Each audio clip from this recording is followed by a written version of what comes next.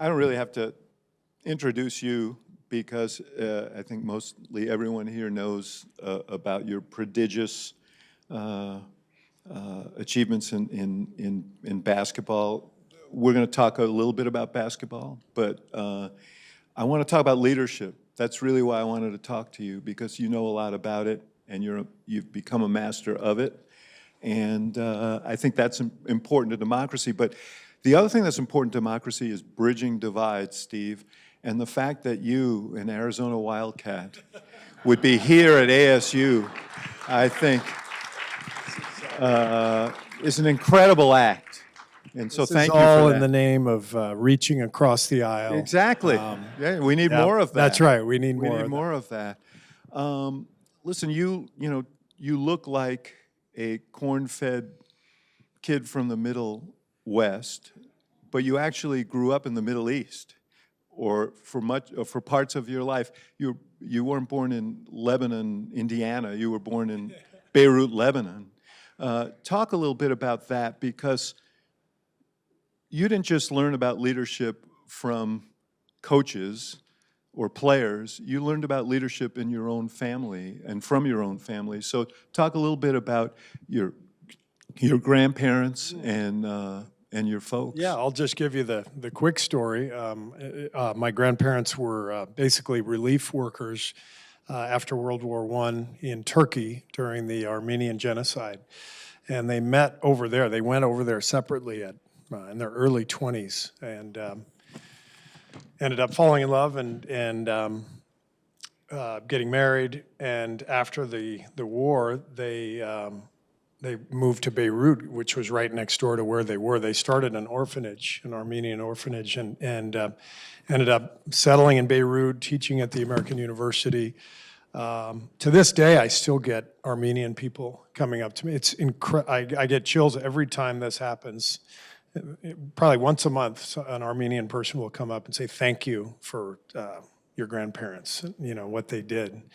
And it's so moving and humbling, to know that someone in your family actually did that in their early 20s. Did you know your grandparents? I knew them well, yeah. They passed away when I was, maybe 15 and 20, and, in that range. So I knew them well. And anyway, my parents, my dad was born there while they were living there, and he ended up being raised in Beirut and went to the American University in Beirut. My mom ended up going there on her junior year abroad from Occidental College, and that's where they met. And so two of my three siblings were also born in Lebanon, like I was, and eventually we moved to Los Angeles. My dad taught at UCLA for 20 years, but we spent a lot of time in the Middle East growing up in Beirut, in Cairo. I spent 3 years of junior high and high school in Cairo. My dad was a visiting professor at the American University there, and so I was incredibly blessed to live this life of, kind of a worldly experience and getting to know other cultures. And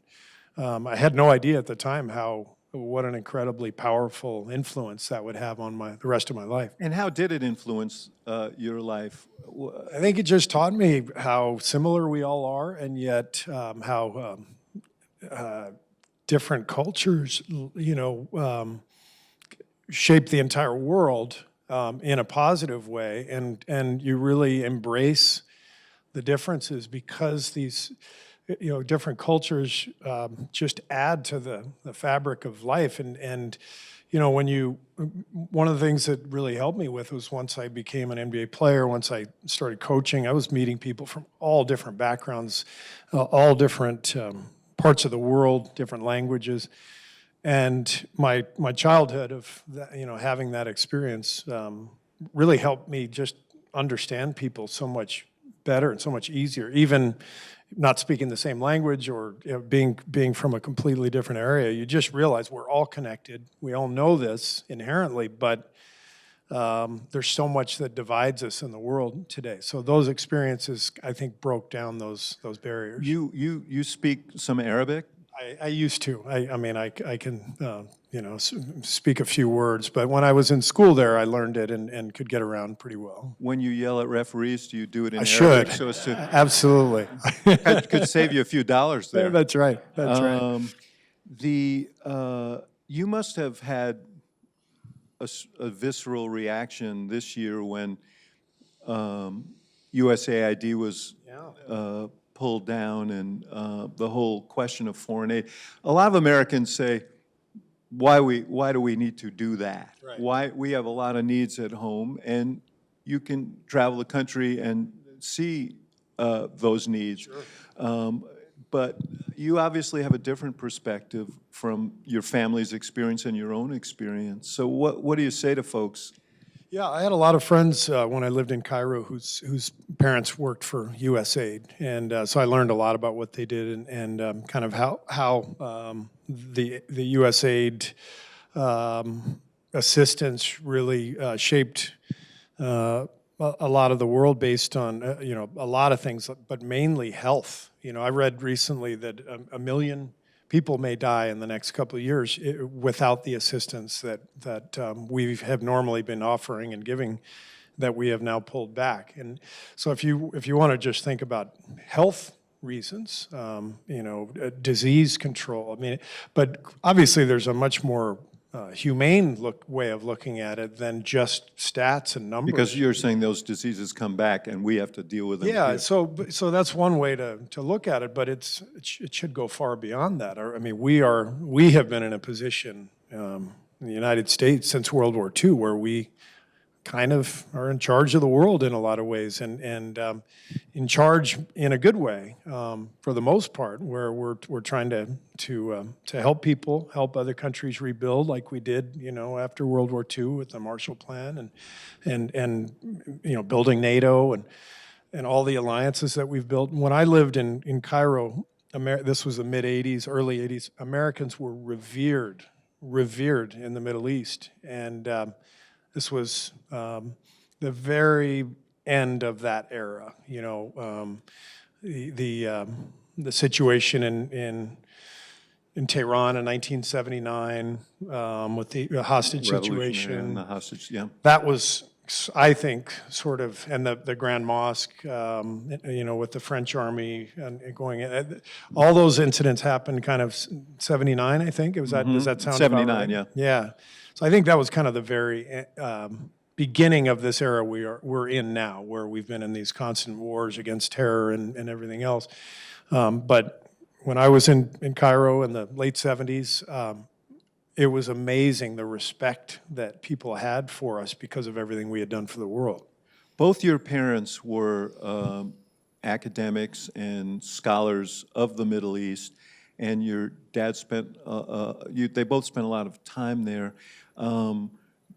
Talk about him in the final post that he had at the American University in Beirut, because he came there at a very, very difficult time. Civil war in Lebanon, Israeli invasion of Lebanon, lot of violence. Talk about that, because he knew that. He knew that he was going Right. at a very troubled time. His father had taught there, his parents had taught there for 40 years or something. Yeah. So It was really his dream job. He was at UCLA for about 20 years and in the political science department, and spoke fluent Arabic. We had barbecues seemingly every weekend with people from all over the world, and people speaking, Arabic and Yiddish and just my parents really lived this ideal of bridging cultures, and so we had friends from everywhere. And this was my dad's dream job, the presidency of the American University in Beirut, since he was, born and raised there. And so he took the job in 1982, and it was right during the the Lebanese Civil War.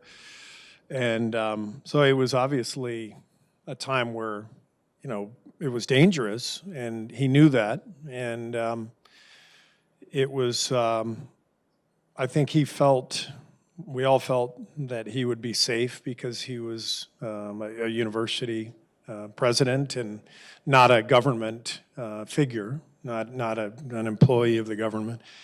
But obviously things went south in a hurry, and he was killed in 1984, my freshman year in college, and by extremists. you, we've done a couple of things together before, so we've talked a little bit about that.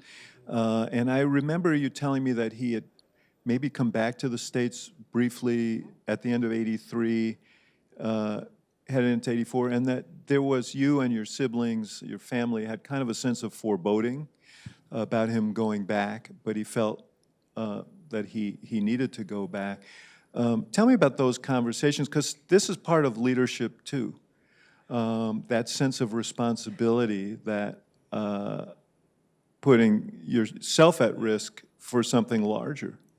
Yeah, I mean, my sister was the oldest. I'm third of four, and They're all scholars as well, right?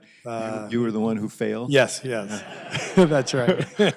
My mom says I have 2 PhDs, an MBA, and an NBA. That's my mom. That's my mom's line. Yeah, but I didn't say much. You know, I was 16 when he took the job, and so I didn't, I didn't really know what to say. My sister was, 24, I think, at the time, and she was the one who really had an in-depth conversation with him. I remember having a family conversation at the dinner table, but, you're 16, you don't really know what to say, and you kind of trust that your parents know what they're doing. But my sister really had a better feel for how dangerous it was, and she tells us the story of sitting in a hotel room in New York after he had taken the job, but he was based in New York because of what was happening in Beirut, so he wasn't in Beirut yet, but he spent a few months on the job in New York, and she said they shared a night at a hotel room in New York, and he told her, he said, I think there's a chance that, I could get knocked off. That was his exact phrase, knocked off. I don't think he wanted to use the expression, killed or assassinated. And so they shared a really emotional night, but he felt compelled. I know it sounds crazy in retrospect, but I think he felt like that was his calling, to be there, to help educate people in the Middle East, to help foster the kind of the cultural bridge that we talk about, that metaphor. I think it was his calling, and he wanted to do it, and he just had to be there. Obviously that deprived you. I lost my dad I was about the same age as you were when you lost yours, and you think often about what might have been, knowing your spouse, your Right. grandkids and stuff. But you must have been terribly proud. Yeah, and I still am. But still wish he hadn't done it. Right. It was devastating. What I've learned in life is that none of us are safe from any of life's devastation. The cost of humanity and love and joy is the loss that we all experience, right? Every single one of us in this room at some point in life is going to experience terrible loss. It's just the way it works. I'm very proud of my mom. She was 48 at the time, and what she's done with her life, the way she's carried on. She still teaches a class. She's 90, and she teaches a class at UCLA once a week. And the class is, it's basically about foreign countries' perception of America. So she has all these students, mostly foreign students, but not all. A lot of American students who want to know, other people's perception of our country. Is she upgrading her curriculum right now, or? Oh, she's got a lot to talk about. Yeah. Yeah. This issue, the experience of having loss in this way at such an early age, must also help inform how you process. There are a lot of fans who think life and death is whether you win the championship or not. I know in Golden State, well, that's it is an actually. expected thing. Yeah, it is. Until I retire, anyway. But seriously, it must help you, having had the experiences that you've had in your life, must help you process, put things in its proper place. For sure, for sure. Yeah, perspective is everything. I played for 4 Hall of Fame coaches in my career. Lute Olson, who Right. was just amazing. There's Did I one hear a Wildcat clap? There's fan one here. Wildcat here. All right. There's They will one not. Wildcat You will here. not be ejected. But Lenny Wilkins in Cleveland, Phil Jackson, Greg Popovich. Yeah. And the thing they all shared was an amazing perspective on the world and on life. And I didn't really put it together until after I retired that this was something they all shared and how important it was. And then this sort of philosophy of, and Phil was probably the guy who really touched on this through his belief in a Zen mindset and Buddhism. Phil's philosophy was you come in here and you treat your job like the fate of the world depends on it. But at the same time, you realize it's just a damn basketball game and nobody really cares outside this small little world, basketball world that we live in. And I loved that. I loved the way he expressed it. And because it sort of gave us a comfort level of fight. And it's so important to do, not for the result, but for what it does for our lives, to learn how to fight and collaborate and the joy that brings, and the sorrow when you lose, but it's like you're alive when you do this, and that's the beauty of sports and competition. If you can reach that level with perspective, then you can live with the results, It raises this question about culture, and I've been involved in competitive adventures myself. And one thing that I know, I've read about that. One of the things that I loved about campaigns was that sense of shared mission, that sense of collaboration. And I realized that the thing that separated great leaders and great managers from not so great leaders and great managers was the appreciation and cultivation of that culture. I think Phil Jackson famously said to you guys, this Native American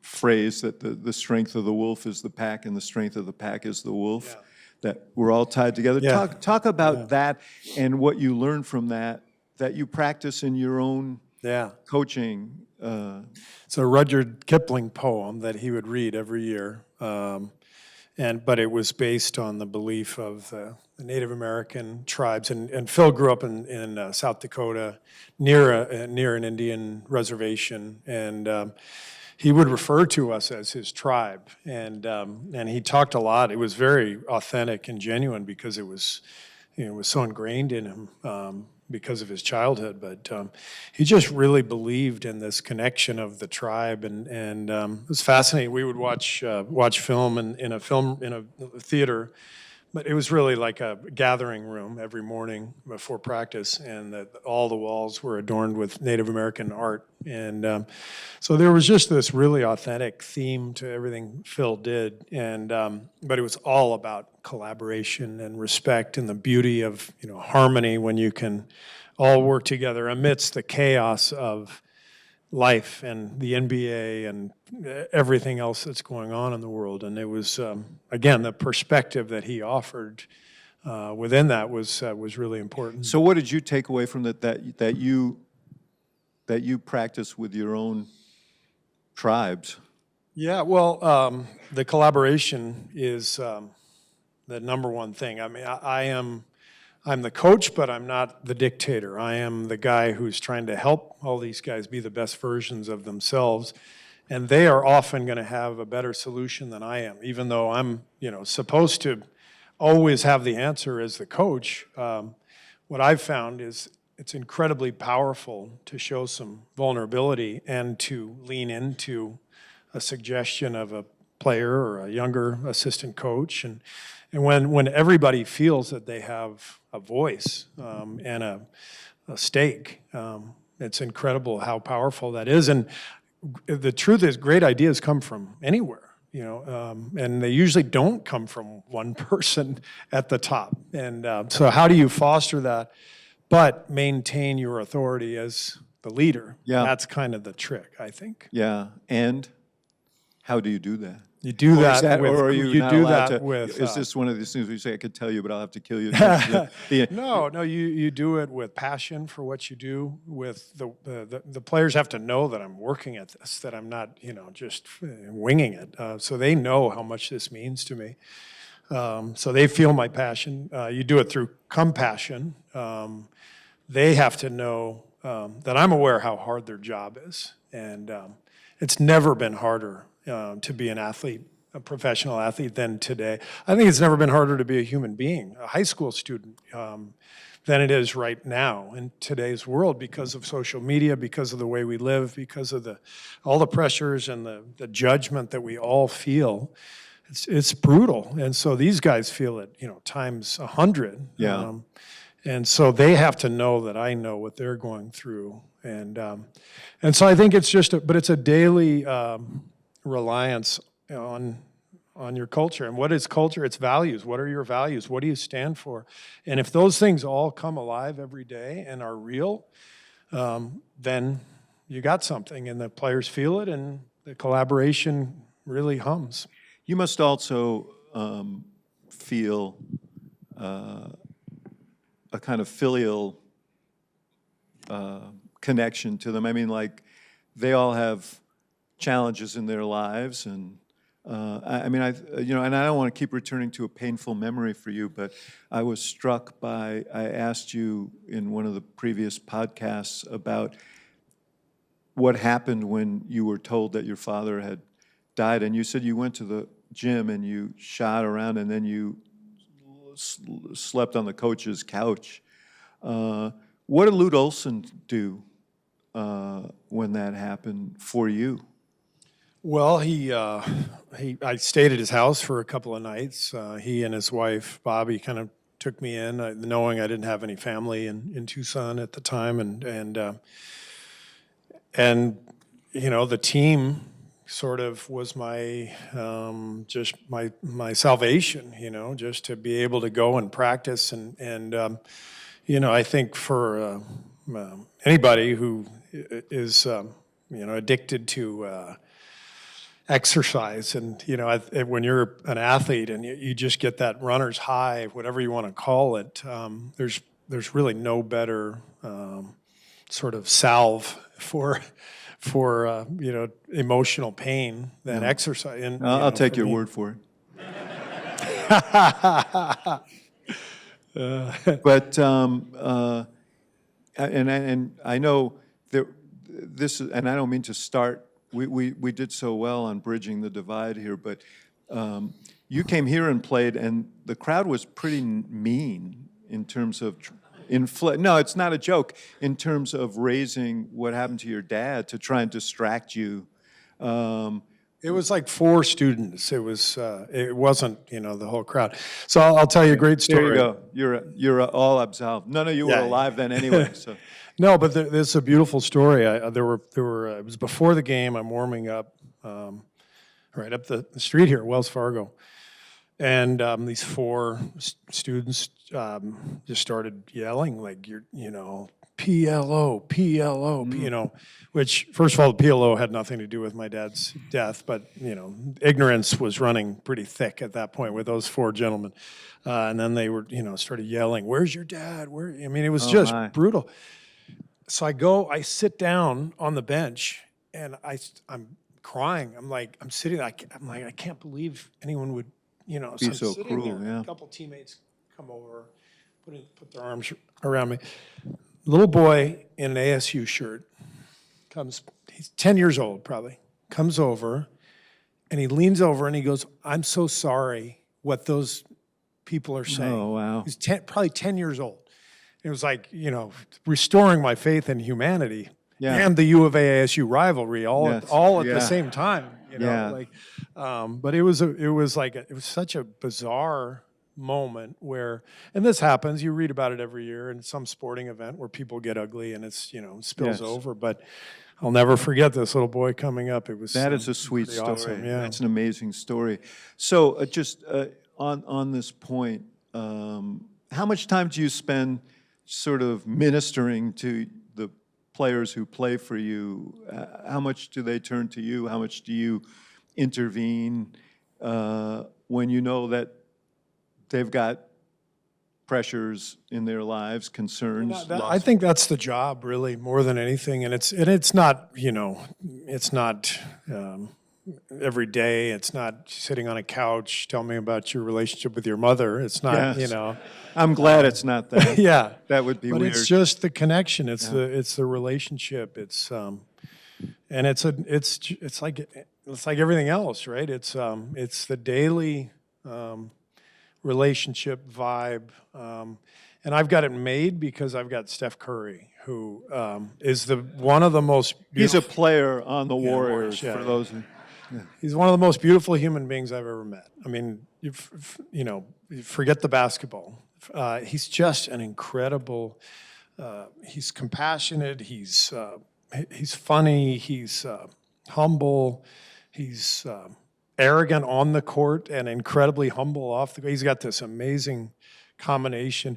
We really share the same values in life. That's what I came to realize. And so the collaboration of the two of us has made for a really strong foundation for the team. Yeah, I want to ask you that, having that kind of person, that kind of, as you say, collaborator, that leader, because he's a leader as well, has that affect the whole group? I mean, you had Michael Jordan, who was a different kind of personality, but clearly someone who drove the group. Yeah. I think every team sort of has internal leadership, and you hope that it's somebody like Steph or Michael or Tim Duncan. Tim Duncan and Steph are very similar, kind of leading through humility. Michael was more, not a lot of humility. leading through, intimidation. Both worked, however. Yes. No, I think when you have that as a coach, it simplifies everything, and now that the vibe that you're searching for every day becomes much more natural. Talk about these other guys. I'm particularly interested in Popovich, who was an Air Force intelligence officer before he turned to coaching, and really an extraordinary leader in his own right. How is he distinctive in his approach? And what did you take away from it? Yeah, I mean, it's funny because I look back and I think Phil Jackson and Popovich couldn't be more different in their backgrounds. Pop was an Air Force cadet, as you mentioned, and he's from East Chicago, Indiana, which was like a blue-collar industrial town. town. By the way, Pop and I have had some very interesting political conversations about what happened to his town. Yes. He said everybody in town, their fathers worked at the factory, and he said he lived in a duplex with a Puerto Rican family, and he said it was really diverse town, and everybody was doing really well because there was a sense of pride, that everybody was working and raising families together. And he said when the factory shut down, he said the social fabric, of the city, of the place where they lived, it broke down, and we've had a lot of discussions about this. We should note that we're in this period right now where the president is placing tariffs on countries all over the world, and his argument is we lost so much through this process of globalization, and a lot of communities suffered, and whether you can turn that clock back is That's a the question, different question, but he is actually speaking to something that is real. No question. And I agree with that. And that the question is, can it come back? Can we gain, some advantages? And I'm obviously no economist, but can we turn the clock back? As you said, who knows? Yeah, I'm not sure who the economists around there are right now, but but anyway, to get back to Pop. Yes. Thank you. Yeah, like I skirted that one. I just, he's actually a lot more like Phil than I realized, but they just come at it from a completely different way. But it's ultimately this presence. It's a powerful presence that they both share. That, but it's a wonderful balance of discipline and fundamental work and competitiveness and human decency and connection. And they're in their own way, they each share that incredible combination. You know, one striking memory I have of him as a coach was after they won one of their championships. I think it was after you were there, but it may have been when you were there. But there was a press conference with Duncan and others, and people, they were motioning him to the front, and he wouldn't come, and he said, "This is their night." Mm-hmm. Yeah.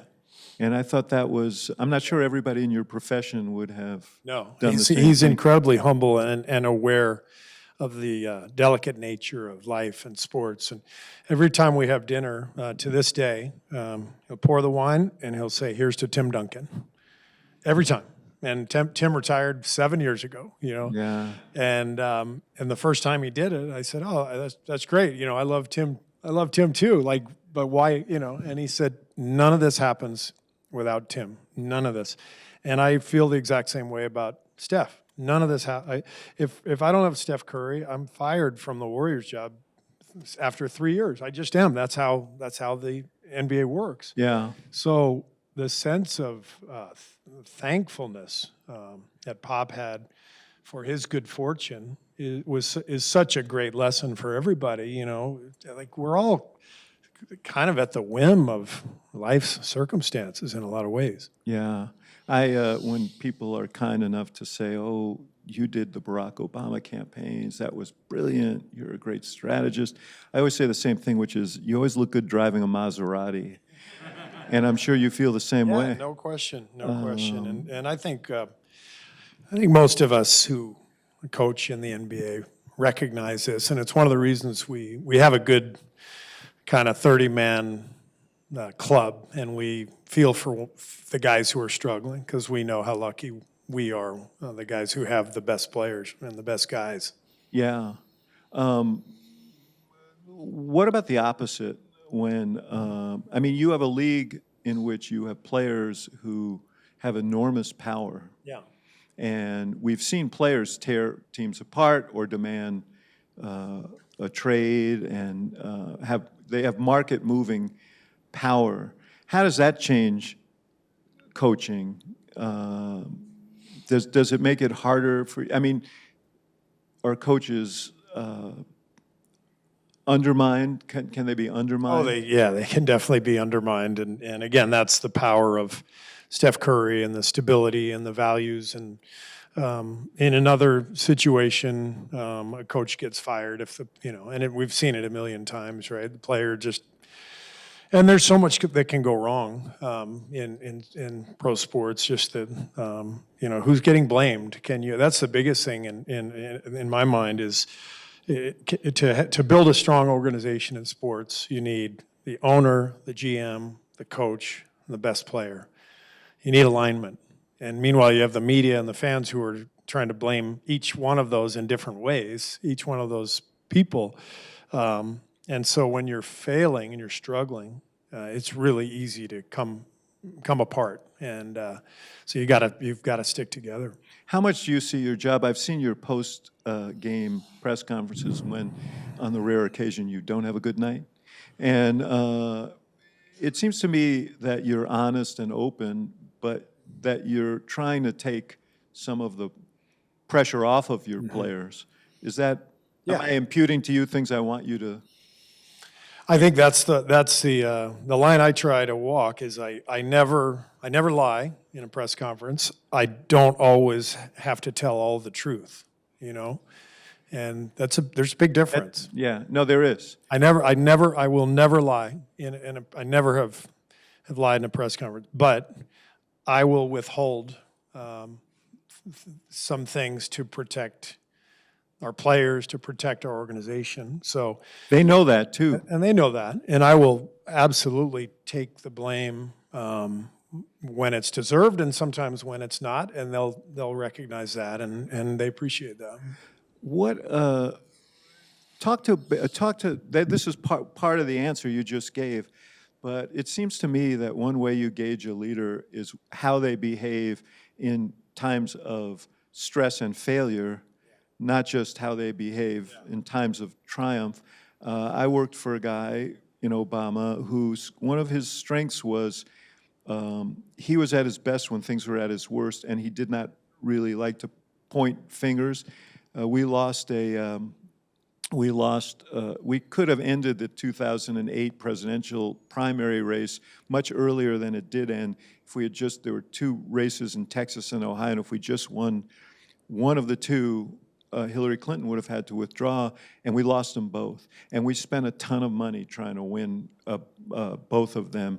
And we were flying back from Texas, and the plane was very quiet, and he said, I want to see everybody at 2 o'clock tomorrow afternoon in the office. We don't know what's going to happen. Because politics, like sports, people are looking for people to blame. And he came into the office, he had a yellow legal pad, he always had copious notes on this pad because he'd been thinking, and he sat down and he looked around and he said, I can think of a dozen things I could have done better in the last few weeks. And he said, and I bet you everybody in this room could think of a dozen things they could have done better in the last few weeks. So I'm not here to point fingers. I'm here to figure out what went wrong and how we fix it. And that's just let all the pressure out of the room.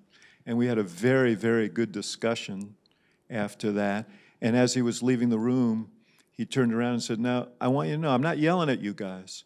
And then he started walking and he turned around and said, of course, after blowing $20 million in 2 weeks, I could yell at you.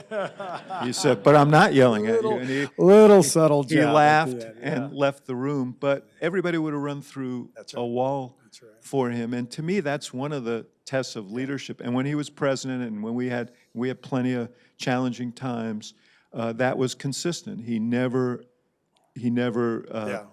turned on people. He always absorbed a lot of the blame himself. And it's a leadership quality.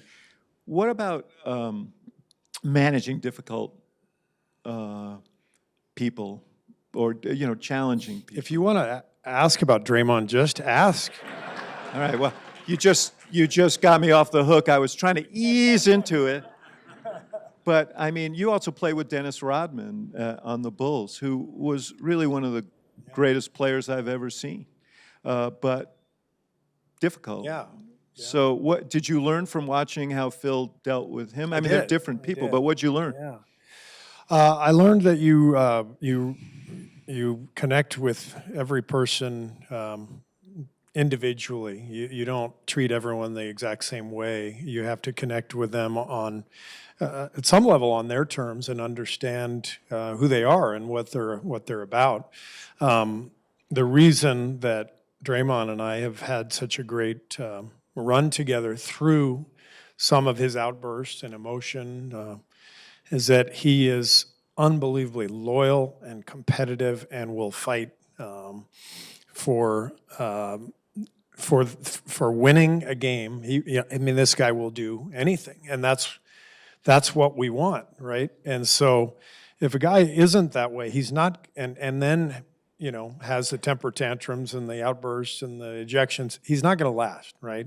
So there is a level of, all right, this person is so productive and so good at what he does that we're going to live with some of this.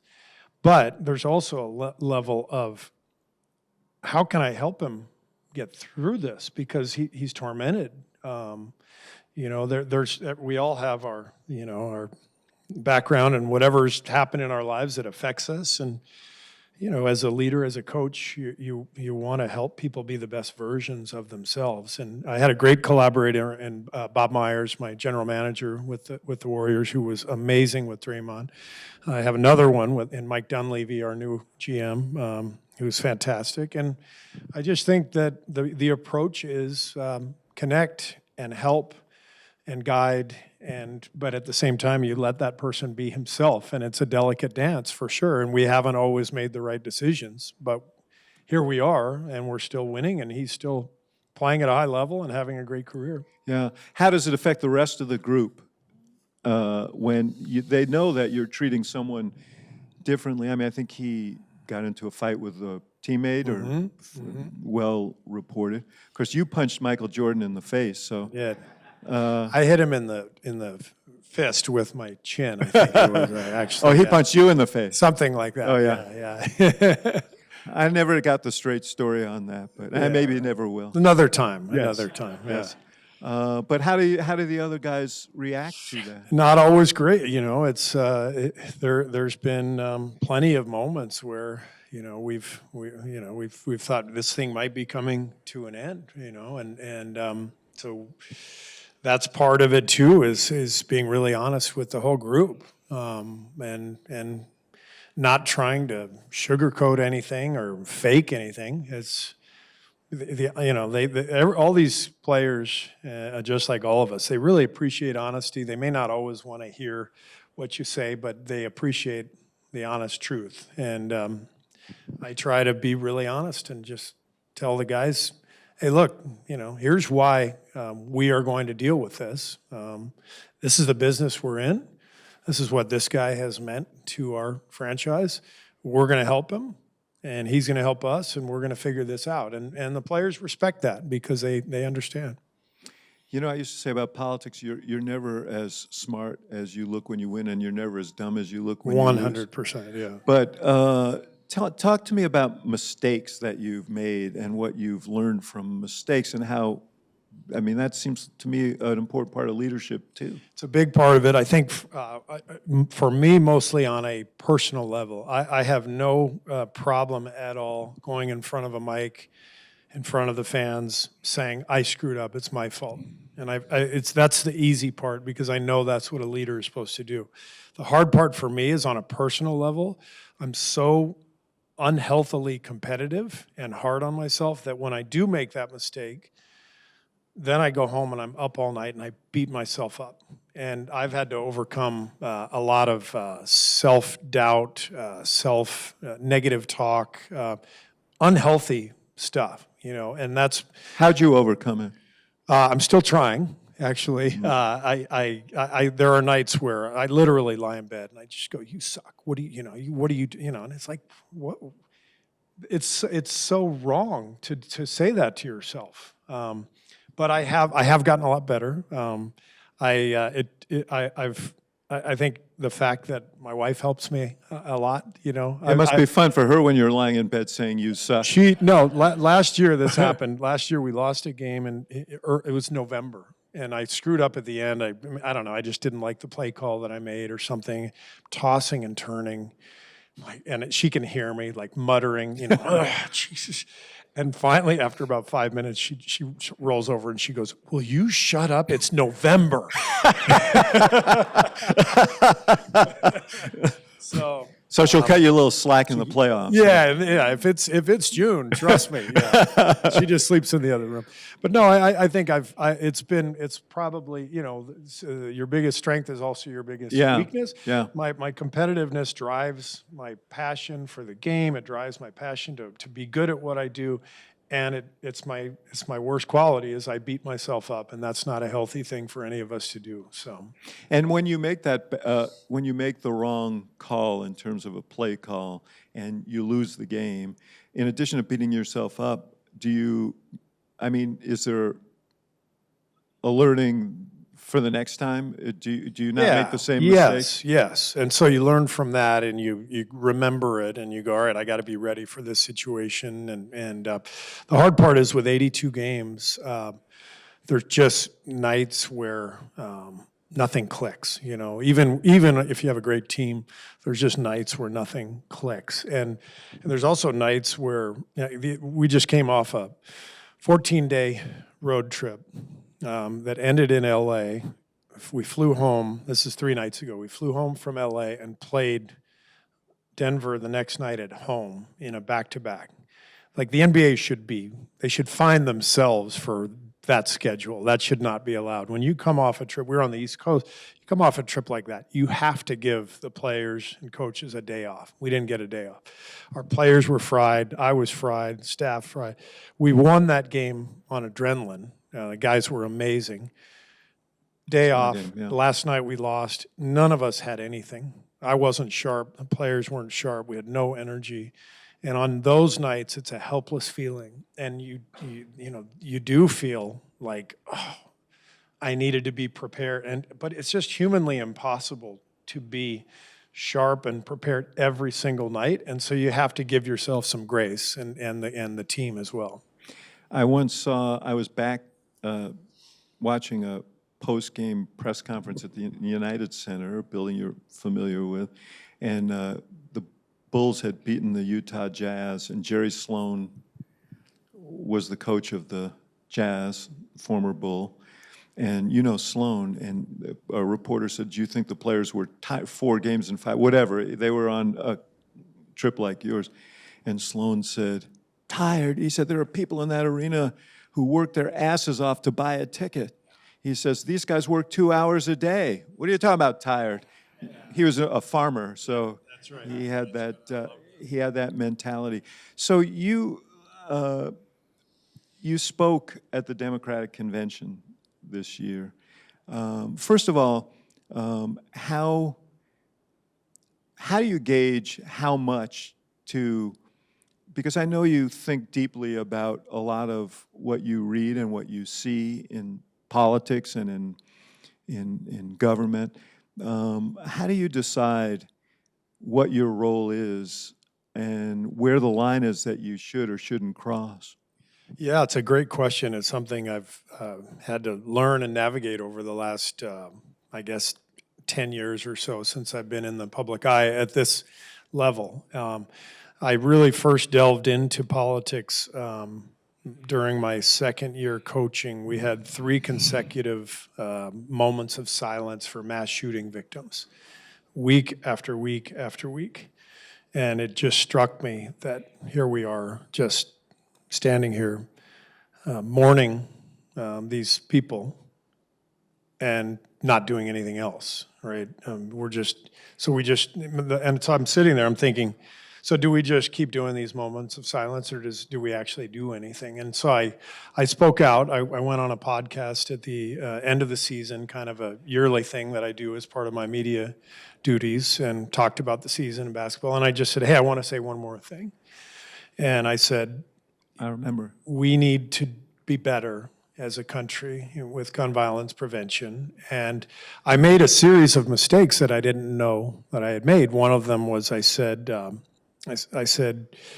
people shouldn't have automatic weapons on the streets. Well, they don't. They have semi-automatic weapons. Which can be adapted, you know. So if you're having this discussion with, across the aisle on this issue, you got to know your stuff, because I got all these emails from, the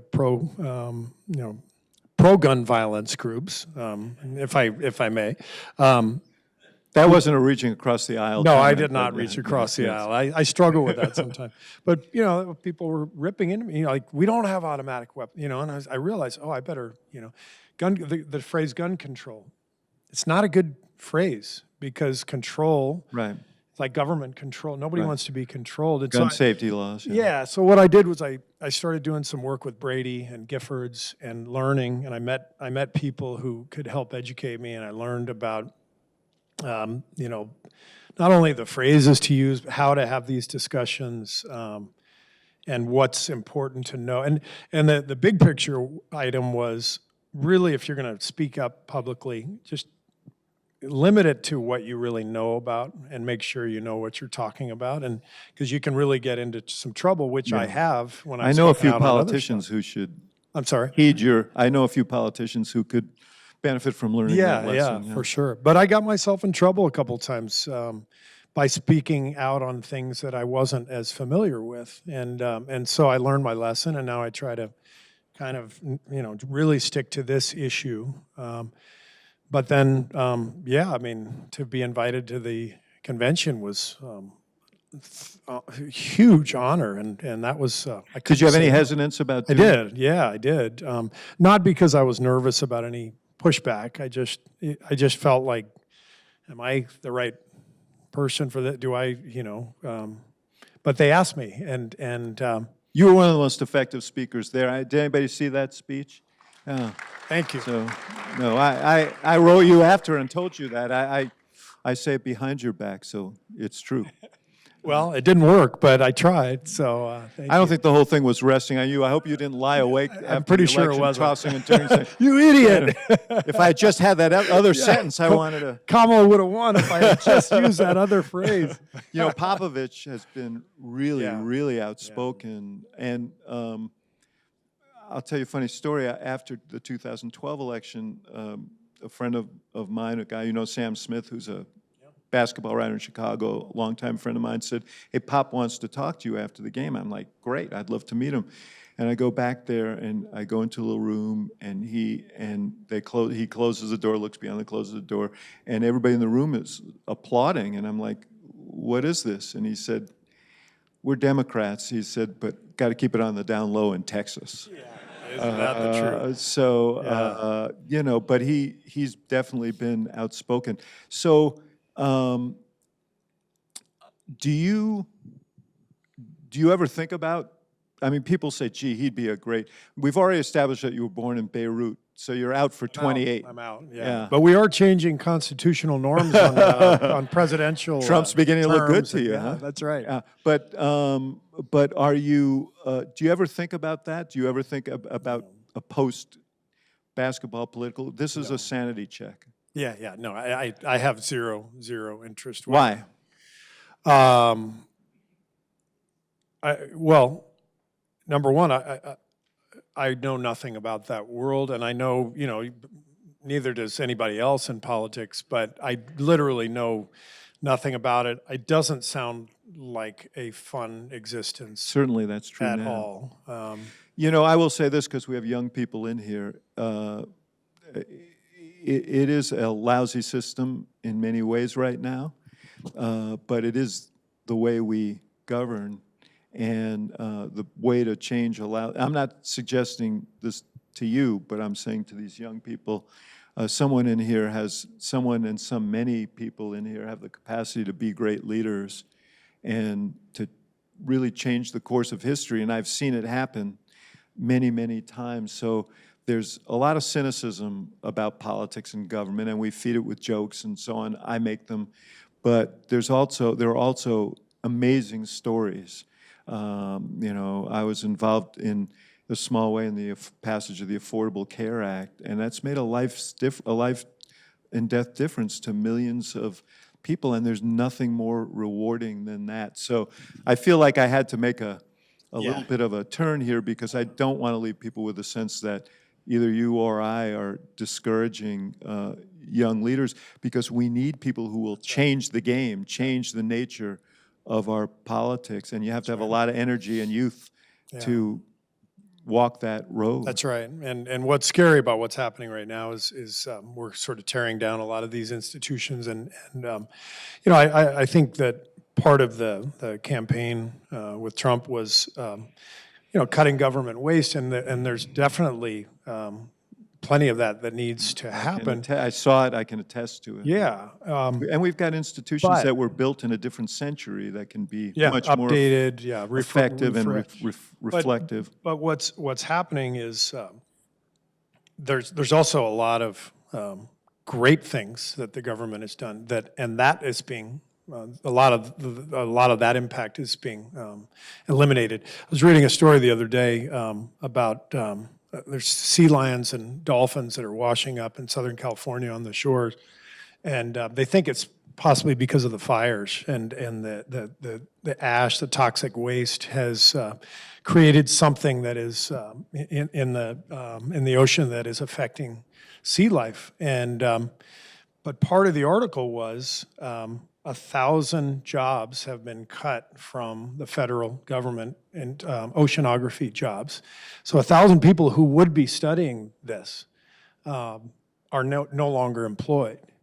And so this issue is not being addressed as it should be. And so how many stories are there like that from Yeah. all the Well, government? and, you know, I mean, when you think of meteorologists being cut at a time when we are more and Climate more change. subject to environmental disasters, disaster workers being Right. cut. I mean, the fact is that anyone who says that we can't be more efficient and we can't be more creative and we can't be more updated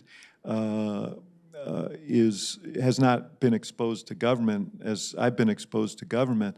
But the chainsaw is not really an effective way to do it, and there'll be ramifications of it in people's Nor lives. the metaphor, Of a chainsaw? of the chainsaw with, Yes. I mean, and this is my biggest problem, and everyone has different thoughts on policy, and hopefully these tariffs actually do bring manufacturing jobs and back to our country, and hopefully, things work out well.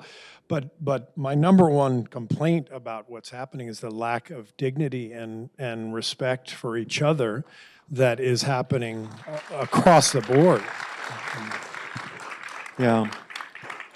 Well, that's why I invited you here, and not just because you're a University of Arizona guy, but because in a very competitive environment, you have communicated a sense of humanity and a sense of regard for others and dignity that is a great example, not just in sports, but overall. So, though you declined my invitation to run for public office, you're making a huge contribution in your own way, and I very much appreciate you. Oh, thank you. I appreciate that. It's